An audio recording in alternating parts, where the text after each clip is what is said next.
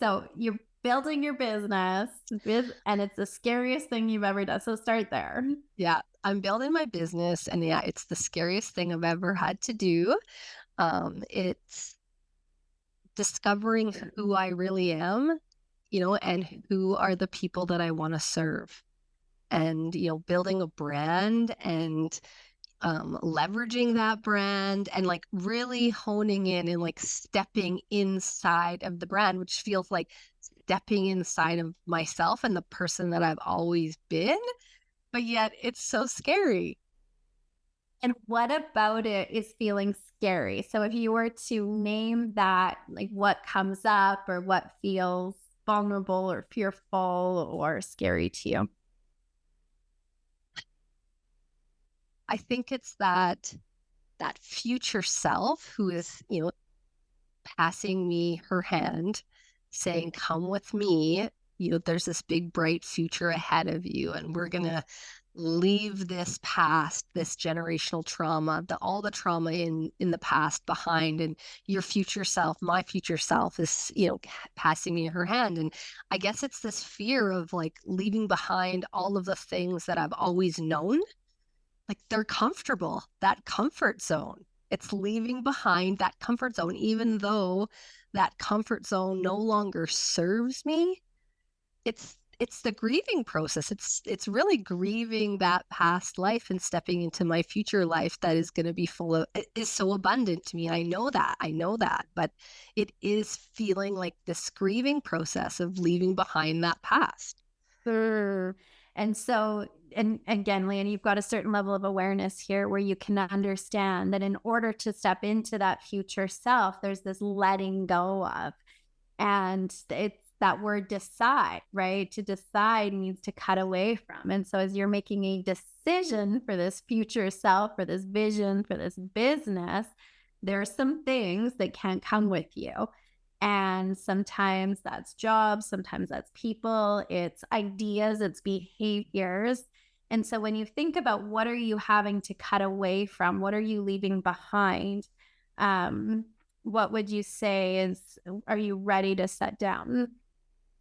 I think what I am facing is definitely in the imminent future is cutting my current corporate job.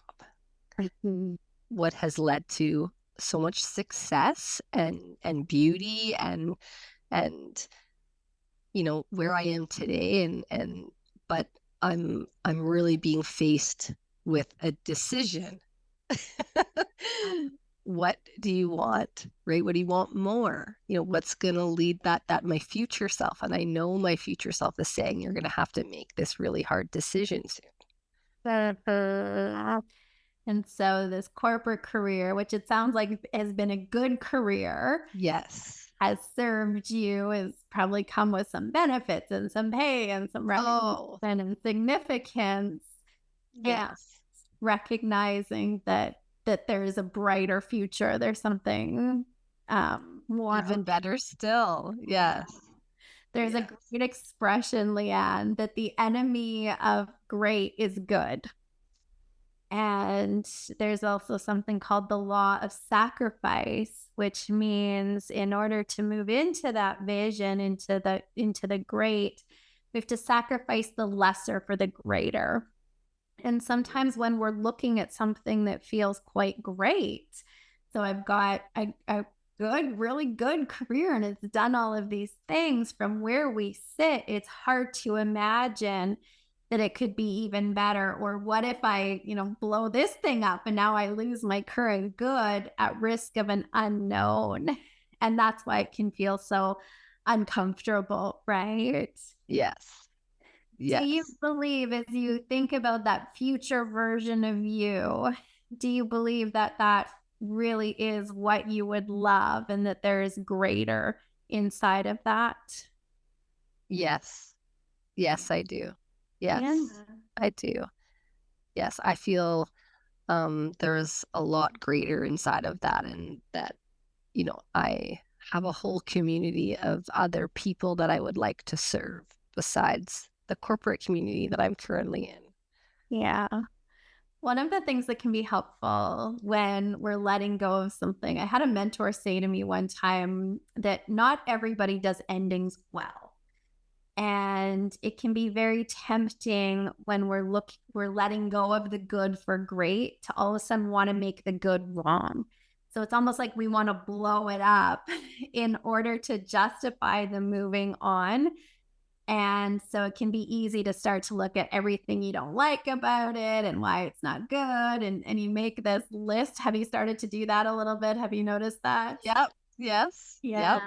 Mhm. And what I would say, and did that pattern for a while. So I'm very familiar with that. When you can start to recognize that I can have loved this career and be so grateful for this career, and it can still be a really, really good thing. And I can be called to something even greater. So being careful of the temptation to make it wrong, right? We do this, you want to move houses. So all of a sudden you start seeing everything wrong in your house. And what that does is it puts us in this lower frequency energy, right? We're now looking for the bad. We're not showing up as our best selves. And then what happens is we sabotage the great, what we're moving into. And so, Leighanne, what I would say is in your corporate career, you want to show up as that future self. So you're showing Yes. up as the business owner in your vision now. And had a mentor say, I love this, is to treat it as an arm of your business. And so you're showing up. If this was my business, if I was serving this community, how would I be going to work now? And so it's a division of your company that's requiring a little bit more time and energy of you right now. That will, eventually come, to a close, and then you'll be able to spend more time in your business. But just make sure that you're continuing to show up as your best self in service of your vision. I love that. And as you say that, this feeling rises into my chest and kind of in the center. And I want to be my best self. Like I want to continue to be my best self at my current job. And I also want to continue to be my best self as I build something new. Yeah. And um and I get a little bit like, who am I, as I build something new over here, am I continuing to show up as my best self here? Because some days it doesn't feel that way. Some days I feel a little unbalanced, right? Yeah. And I get worried. Yeah. And it's not necessarily about it's endeavoring. It's not about being perfect at it. Sometimes Yes. people think, well, if I bring my best self to my current circumstance, then the universe is going to think that this is what I want. And that's not how it works. It's as I bring my best self and I overserve here, the universe goes, oh, she's ready for a bigger container. Right? So when you more Yes. than fill your current space, you're sending out the sign and signal that, hey, I'm ready for a bigger container. And that's when the door open in a bigger way. Oh, I love that. That landed for me. I like that. So do you have a timeline? Do you have a next step? What does that look like? I think so. I started my, my business in November of 2023. Mm-hmm. And so it hasn't been all that long. So I, want to give myself grace and patience as I continue down this new path. And so I'm hesitant to put timelines on it, but I know that timelines are important and goals. And even if you don't reach that goal, um, but the timeline for, I would say, really fully immersing myself into my future self, my future career would be 2027. That's the timeline I've put on it. So in 3 years' time. Okay. 3 years time. 3 years' time. Okay. Full time in the business by In the business 2027. by Yeah. 2027. And Leighanne, would you be open to that happening sooner? I absolutely would be. Yes. Yes. So we hold that with an open hand, right? Yes. This is Yes. something even better still. And I believe that you and I and the work that we're doing we have an opportunity to collapse that timeline. So if that's something you would love. I would love that. I would love Yeah. that. Yeah. So the only other calibration that I would give to you is the future self. And this is so important for all of us is you have a vision in many ways it feels like the future self. But when we look at the energetics of transformation and the invisible side of success, is you want to integrate that into now, Leighanne, that there is no future self, right? So that it's your vision, but it's really embodying that energy as if it's happening now. Mm. And so anytime you're thinking of that as your future self, right? It's a good touch point because you're inside of that vision. But really, how can I embody that now? So the woman in your vision who's working full time in her business, how does she wake up in the morning? How does she go to work? How does she interact with her clients and colleagues? And how does she drive in the car? And how's she with relationships? And so bringing that future self right into the present moment is what's going to help you collapse that time. Mm. Yes. Yes.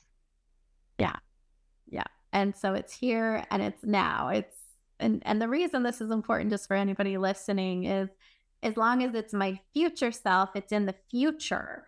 And it's something that I'll always be chasing, right? It's something I'm always going to. Whereas when I live from it, and then I change my current reality. I love that. Live from it. Yeah. So that is also a reminder for me to change my language a little bit when I talk about future self, right?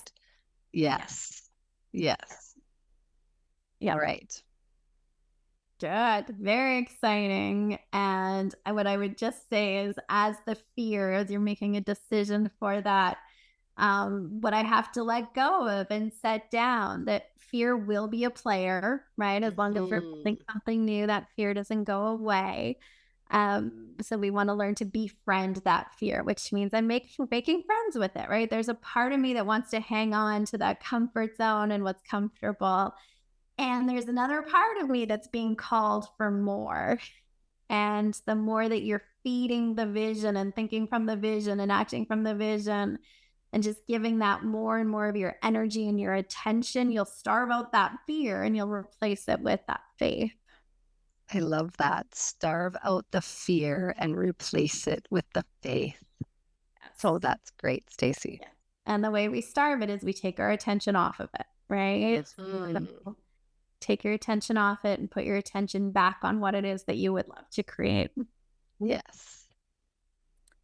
Very exciting. Anything else, Leighanne? No, I think that's really the center of it right now. Like the fear, the overcoming that fear, overcoming the fear, and like replacing it with something else and centering myself back to the vision and embodying the vision, integration. Yeah. Yes. Wonderful. So let's ground this with an action step. So based on what you've heard today, so what's one action step that you can take in the next 24 hours to really live from that vision? I'm going to print my vision in various copies of my vision and place it at my current work desk, my home, and in my car so that I can look at it often and really focus on that integration piece. Perfect. And when will you do that by? The end of the day today. Good job. Love it. Thank you so much, Leighanne, for being Thank you, Stacey. And I would just love if this has served you in any way. What's your takeaway? Go ahead, comment below. This is Stacey Berger. Here is to you living a life that you love.